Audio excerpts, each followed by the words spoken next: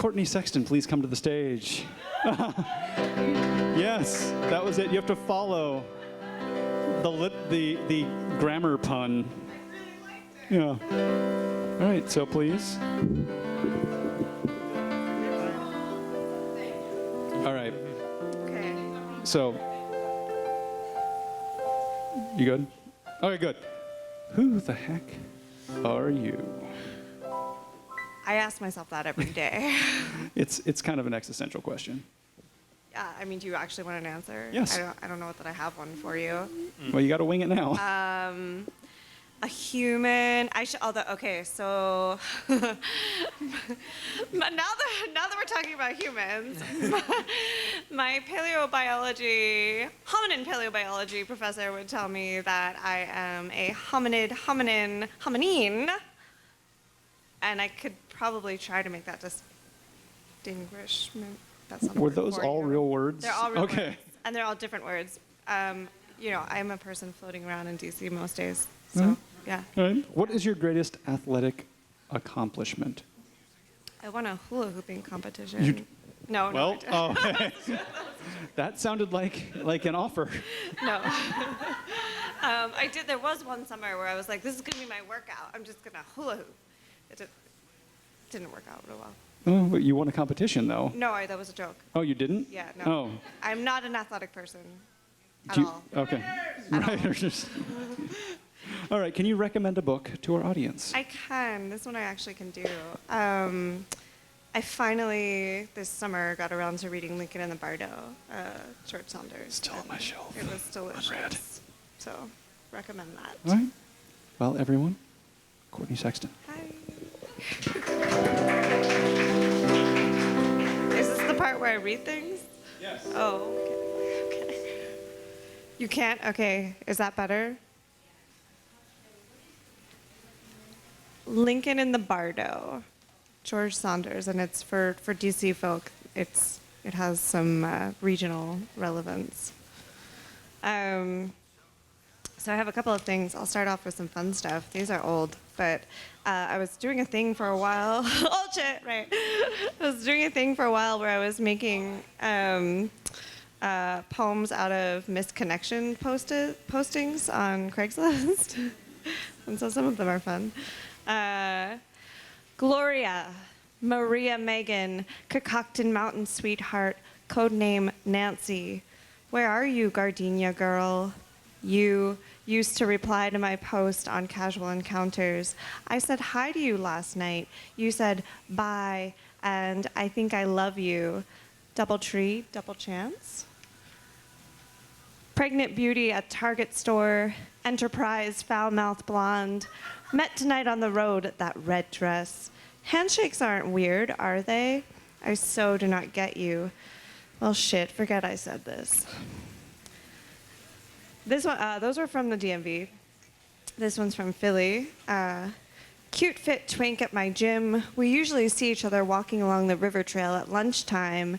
You bartend, I manage. I bottomed for you, just saying this out loud. And this one, now that Wawa is here, at Wawa last night, Wawa dinner, Wawa parking lot, Wawa Cruisetown Road, Wawa Germantown Pike, Wawa pierced Audi girl with son, Eagles. That was also from Philly. Okay, all right. I'm from Jersey, so I can do that, I think, right? Here's some more not funny things. This is called Sea Latrins. I dissect dog faces on occasion, and also other canids. The coyote came to me in a box, just her head, wrapped with care by a hunter on the other side of the country.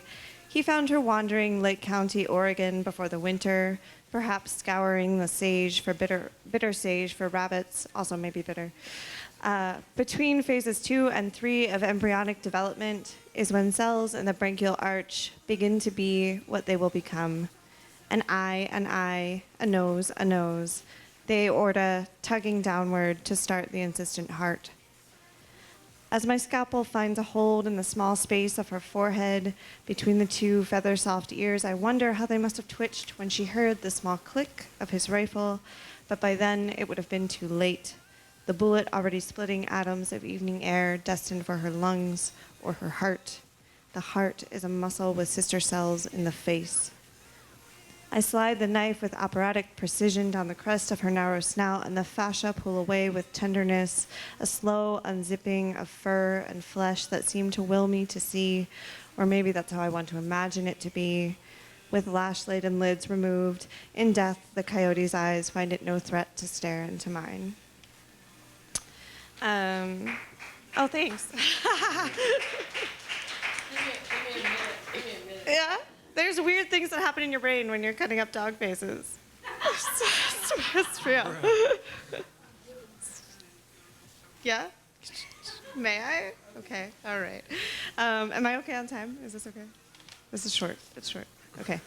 Have any of you been to Porches in Virginia? I know Rachel has. Okay.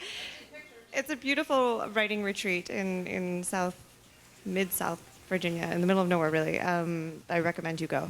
And I wrote this there. I'm back here in this place that feels at once familiar and foreign all over again. Trudy is cackling on the telephone from behind the door to her kitchen, voice carrying words not discernible. The sound is the sound of a woman whose world has expanded and contracted over decades and does again with every hour. In this one, she is the small southern town, no cars in sight, dirt road gossip about someone's husband, what someone's husband did or didn't do, and how he probably had it coming too, or so I imagine. Little newts and toads find themselves at my feet, hummingbirds flit in fits, ignorant of, or more likely disinterested in, my presence. The lightning bugs will be out late here and higher than seems could be real or possible. They punctuate the ridge, poking holes in the darkness like the little tin lanterns with patterns stuck through by sewing needles that used to hang from my grandmother's porch. They reach so far up that they become indistinguishable from the stars, breaking holes through the black night sky, shimmering through from whatever there is on the other side. Here I'll remember what infinite is. Time the same and the rooster crowing through the day. But that is later, and I'm knocked out of my future-telling deja vu by the black lab come to greet me and Remy. In this state, Remy doesn't want to play. He's my dog. He's dying now and knows it, but Bo, the black lab, hasn't figured that out yet. Bo is wearing a cone so as not to chew the staples from the leg he injured on his last country dog jaunt, and he's covered in ticks and wagging happily the way labs just always do, his heart on his sleeve. Somehow, everything always comes down to three things in my world anyway: dogs and ticks and hearts.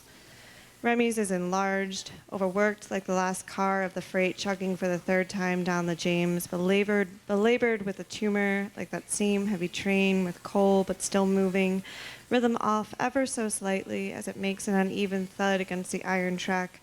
Thud-a, thump, thump, thud-a, thump, thump, and so on. When we were here once, Maisie, another dog, lay dying in the garden in the heat. The world is always too hot for a dog, and either too hot or too cold for the dying otherwise. Nothing seems to deter the ticks, though. So that's what I write about.